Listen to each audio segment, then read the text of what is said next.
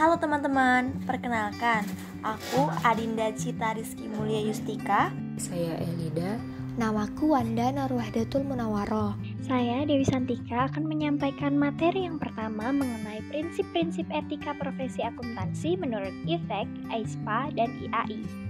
Sebelumnya kita harus tahu dulu nih, kode etik profesi itu apa sih? Nah, kode etik profesi merupakan pedoman bagi setiap anggota dan sifatnya mengikat. Kode etik ini mengatur bagaimana setiap anggota bertindak sesuai dengan profesinya. Kebutuhan akan keyakinan publik atas layanan kualitas yang diberikan profesi tanpa memandang tiap-tiap individu yang menyediakan profesi ini merupakan alasan utama diperlukannya tingkat tindakan profesional yang tinggi oleh setiap profesi. Langsung saja yuk kita masuk ke kode etik prinsip yang pertama, yaitu kode etik prinsip-prinsip dasar akuntan profesional berdasarkan IFEK atau International Federation of Accountant sebagai berikut. Prinsip yang pertama yaitu integritas. Seorang profesional akuntan harus memiliki sifat tegas dan jujur dalam setiap menjalani tugasnya dan ketika terlibat dengan hubungan profesional dan bisnis. Prinsip yang kedua yaitu objektivitas. Seorang akuntan profesional tidak boleh terpengaruh oleh pendapat orang lain untuk mengesampingkan penilaian profesional atau bisnis sehingga ia mampu mencegah bias, konflik kepentingan diri sendiri, dan lain-lain. Kemudian prinsip yang ketiga yaitu kompetensi profesional dan kesungguhan. Seorang akuntan harus memiliki sikap yang sungguh-sungguh dalam menjalankan tugasnya, yaitu tekun dan juga sesuai dengan standar teknis yang berlaku saat memberikan layanan profesionalnya. Prinsip yang keempat yaitu kerahasiaan. Seorang akuntan profesional harus bisa menjaga kerahasiaan dari informasi yang diperolehnya dari hubungannya dengan bisnis profesional yang dijalani dan tidak boleh mengungkapkannya kepada pihak ketiga kecuali memang ada hukum yang mewajibkan untuk mengungkapkannya. Prinsip yang kelima yaitu perilaku profesional. Seorang akuntan profesional harus mematuhi peraturan-peraturan dan hukum yang berlaku serta harus menghindari perbuatan yang dapat merugikan profesinya. Langsung saja kita masuk ke kode etik prinsip yang kedua, yaitu kode etik prinsip-prinsip dasar akuntan profesional berdasarkan AISPA atau American Institute of Certified Public Accountant. Prinsip yang pertama yaitu tanggung jawab. Seorang akuntan profesional harus menjalankan tanggung jawabnya sebagai seorang profesional dengan menerapkan moral yang sensitif dan penilaian profesional dalam segala kegiatannya. Prinsip yang kedua yaitu kepentingan umum. Setiap anggota dapat melayani kepentingan umum, publik, menghormati publik, dan menunjukkan komitmen terhadap profesionalisme merupakan kewajiban yang harus diterima oleh akuntan profesional. Prinsip yang ketiga yaitu integritas. Melakukan semua tanggung jawab profesional dengan integritas yang tinggi digunakan untuk memperluas dan mempertahankan kepercayaan masyarakat. Prinsip yang keempat yaitu objektivitas dan independensi.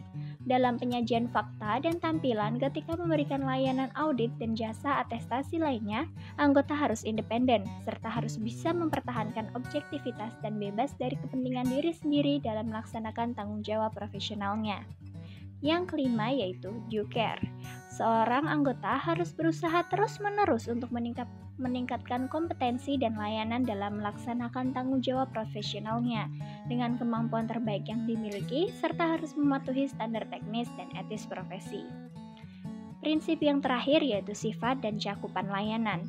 Dalam menentukan lingkup dan jasa yang akan disediakan, seorang anggota harus memperhatikan prinsip-prinsip dari kode etik profesional dalam praktek publiknya.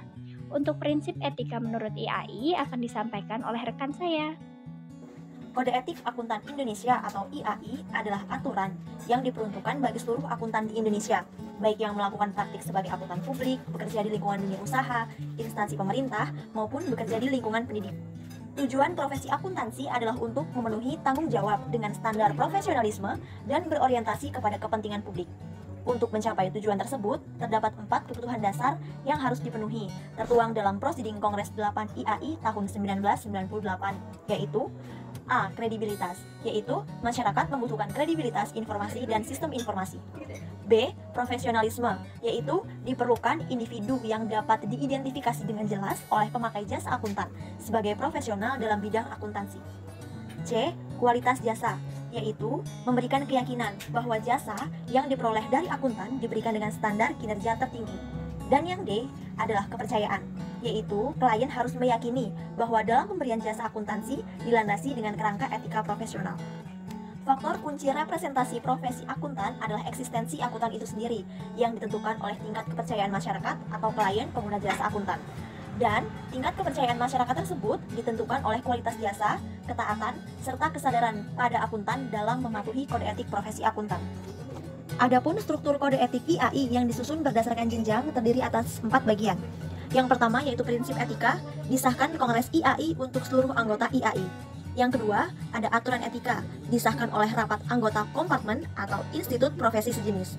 Yang ketiga, ada interpretasi etika, disahkan oleh pengurus kompartemen atau institut profesi sejenis. Dan yang terakhir, ada tanya jawab, Dewan Standar Profesi Kompartemen atau institut profesi sejenis. Struktur etika Institut Akuntan Indonesia yang pertama ada prinsip etika, berlaku efektif 1 Juli 2020. Ada 5 dasar prinsip etika untuk akuntan adalah A. Integritas, yaitu bersikap lugas dan jujur dalam semua hubungan profesional dan bisnis. Dalam hal integritas, menyiratkan, berterus terang, selalu mengatakan yang sebenarnya. Kemudian akuntan tidak boleh secara sengaja dikaitkan dengan laporan, komunikasi, atau informasi lain ketika akuntan percaya bahwa informasi tersebut berisi kesalahan atau pernyataan yang menyesatkan secara material, berisi pernyataan atau informasi yang dibuat secara tidak hati-hati, atau terdapat penghilangan atau pengaburan informasi yang seharusnya diungkapkan sehingga akan menyesatkan. Prinsip yang kedua yaitu B. Objektivitas, tidak mengompromikan pertimbangan profesional atau bisnis karena adanya bias, benturan kepentingan, atau pengaruh yang tidak semestinya dari pihak lain. Objektivitas ini berkaitan dengan akuntan tidak boleh melakukan aktivitas profesional jika suatu keadaan atau hubungan terlalu mempengaruhi pertimbangan profesionalnya atas aktivitas tersebut. Kemudian prinsip dasar yang ketiga yaitu yang C, kompetensi dan kehati-hatian profesional. Untuk 1. Mencapai dan mempertahankan pengetahuan dan keahlian profesional pada level yang disyaratkan untuk memastikan bahwa klien atau organisasi tempatnya bekerja memperoleh jasa profesional yang kompeten berdasarkan standar profesional dan standar teknis terkini serta ketentuan peraturan perundang-undangan yang berlaku. Dan yang kedua adalah bertindak sungguh-sungguh dan sesuai dengan standar profesional dan standar teknis yang berlaku. Prinsip yang keempat ada D. Kerahasiaan, menjaga kerahasiaan informasi yang diperoleh dari hasil hubungan profesional dan bisnis. Dan yang terakhir, yaitu yang E, yaitu perlakuan profesional, mematuhi peraturan perundang-undangan yang berlaku dan menghindari perilaku apapun yang diketahui oleh akuntan mungkin akan mendiskreditkan profesi akuntan. Aturan Etika Kode Etik Akuntan Indonesia yang disahkan oleh rapat anggota kompartemen dan bersumber dari prinsip etika yang ditetapkan oleh IAI. Nah, berikut ini aturan etika tersebut. Yang pertama yaitu pada seksi 100 independensi, integritas, dan objektivitas. Subseksi 101 adalah independensi. Dalam menjalankan tugasnya, anggota KAP harus selalu mempertahankan sikap mental independen di dalam memberikan jasa profesional.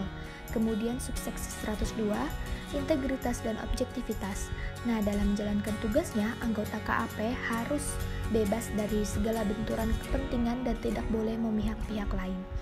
Kemudian pada seksi 200 yaitu standar umum dan prinsip akuntansi, terdiri dari beberapa subseksi yaitu yang pertama standar umum, terdiri dari kompetensi profesional, kecermatan dan keseksamaan profesional, perencanaan dan supervise, dan data relevan yang memadai. Kemudian subseksi 202, kepatuhan terhadap standar. Setiap anggota KAP yang menjalankan penugasan wajib untuk mematuhi standar yang dikeluarkan oleh Badan Pengatur Standar yang ditetapkan oleh IAI. Kemudian untuk subseksi berikutnya yaitu prinsip-prinsip akuntansi, setiap anggota KAP tidak diperkenankan untuk menyatakan pendapat atau memberikan penegasan bahwa laporan keuangan disajikan sesuai dengan prinsip akuntansi yang berlaku, dan setiap anggota KAP tidak diperkenankan untuk menemukan perlunya modifikasi material yang harus dilakukan terhadap laporan keuangan tersebut. Kemudian untuk aturan etika selanjutnya terdapat pada seksi 300 yaitu tanggung jawab kepada klien. Yang pertama mengenai informasi klien yang rahasia. Jadi setiap anggota KAP tidak diperkenankan untuk mengungkapkan informasi klien yang rahasia tanpa persetujuan dari klien tersebut. Kemudian untuk fee profesional, besaran fee anggota dapat bervariasi dan setiap anggota tidak diperkenankan untuk menawarkan fee yang dapat merusak citra profesi akuntan. Kemudian untuk fee kontijen itu merupakan fee yang ditetapkan untuk temuan atau hasil tertentu di mana jumlah fee tergantung pada temuan atau hasil tertentu tersebut. Kemudian untuk aturan etika berikutnya terdapat pada seksi 400, yaitu tanggung jawab kepada rekan seprofesi. Yang pertama yaitu subseksi 401, tanggung jawab kepada rekan seprofesi. Nah, setiap anggota itu wajib untuk memelihara citra profesi dengan tidak melakukan perkataan dan perbuatan yang dapat merusak reputasi rekan seprofesi. Kemudian untuk subseksi 402, komunikasi antar akuntan publik. Jadi setiap akuntan publik itu wajib untuk berkomunikasi tertulis dengan akuntan publik pendahulu apabila ingin mengadakan perikatan audit. Untuk subseksi berikutnya yaitu perikatan atestasi. Jadi, akuntan publik tidak diperkenankan untuk mengadakan perikatan atestasi yang jenis atestasi dan periodenya sama dengan perikatan yang dilakukan oleh akuntan yang lebih dahulu ditunjuk oleh klien. Kemudian untuk aturan etika yang terakhir terdapat pada seksi 500 yaitu tanggung jawab dan praktik lain. Nah, subseksi yang pertama dari seksi ini adalah perbuatan dan perkataan yang mendiskreditkan. Nah, jadi anggota tidak diperkenankan untuk melakukan tindakan atau mengucapkan perkataan yang dapat mencemarkan profesi akuntan. Kemudian, subseksi berikutnya yaitu iklan, promosi, dan kegiatan pemasaran lainnya. Jadi, setiap anggota dalam menjalankan praktik akuntan publik diperkenankan untuk mencari klien melalui pemasangan iklan, melakukan promosi pemasaran, dan kegiatan pemasaran lainnya sepanjang tidak merendahkan citra profesi akuntan. Kemudian untuk subseksi berikutnya yaitu komisi dan fee referral. Komisi sendiri merupakan imbalan dalam bentuk uang atau barang atau bentuk lainnya. Kemudian fee referral atau rujukan merupakan imbalan yang dibayarkan atau diterima dari atau kepada sesama penyedia jasa profesional, dan fee referral hanya diperkenankan bagi sesama profesi akuntan. Kemudian untuk subseksi terakhir yaitu bentuk organisasi dan KAP. Nah, jadi anggota hanya dapat berpraktik akuntan publik dalam bentuk organisasi yang diizinkan oleh peraturan perundang-undangan yang berlaku atau tidak menyesatkan dan tidak merendahkan citra profesi akuntan. Kode etik akuntan pada kantor jasa akuntan. Di sini kami mengambil satu contoh pada kantor jasa seorang anggota akuntan bersertifikat yang bernama Feber Sormin. Ia telah mendirikan kantor jasa akuntan berbentuk usaha perorangan dengan nama KJA Feber Sormin atau yang bisa disebut dengan KJA FS. Nah, di sini dalam praktik, itu mereka memiliki pengendalian mutu tersendiri dan standar etika profesi yang harus diikuti oleh semua pegawainya. Yang pertama ada independensi. Di sini mengharuskan karyawan untuk selalu memberi kepercayaan secara profesional dalam menegakkan independensi yang ada pada aturan etika kantor jasa akuntan. Lalu yang kedua ada penugasan personil. Di sini harus mampu memberi kepercayaan kepada klien bahwa semua yang dilakukan karyawan saat melakukan penugasan itu telah memiliki tingkat pelatihan dan keahlian teknis dalam menghadapi penugasannya. Lalu yang ketiga dalam hal konsultasi. Di sini KJA Feber Sormin itu harus memberi kepercayaan kepada semua klien bahwa mereka akan mendapatkan informasi yang memuaskan sesuai dengan apa yang dibutuhkan oleh mereka. Lalu yang keempat ada supervisi. KJA itu memberi kepercayaan yang memuaskan mengenai kegiatan perikatan untuk memenuhi standar mutu yang telah ditentukan oleh Asosiasi Kantor Jasa Akuntan. Di sini KJA FS juga selalu mengkaji kembali dalam melakukan pemeriksaan dan analisis yang tepat pada suatu kondisi. Lalu yang kelima, ada pemekerjaan.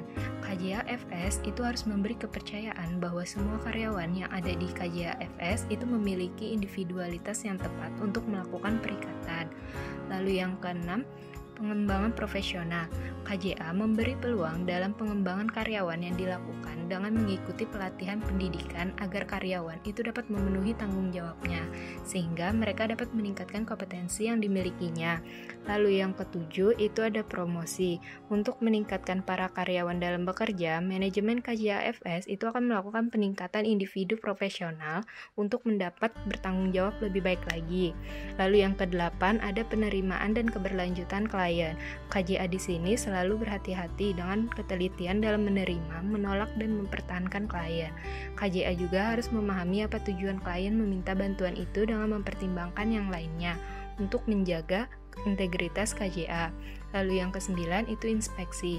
Untuk memenuhi standar pengendalian mutu yang dijalankan karyawan, itu manajemen dan pemimpin itu harus mengontrol dan mengarahkan pelaksanaan yang dikerjakan oleh karyawan, serta mengevaluasi kegiatan sesuai prosedur mempertahankan mutu dan meningkatkan kinerja KJA secara profesional.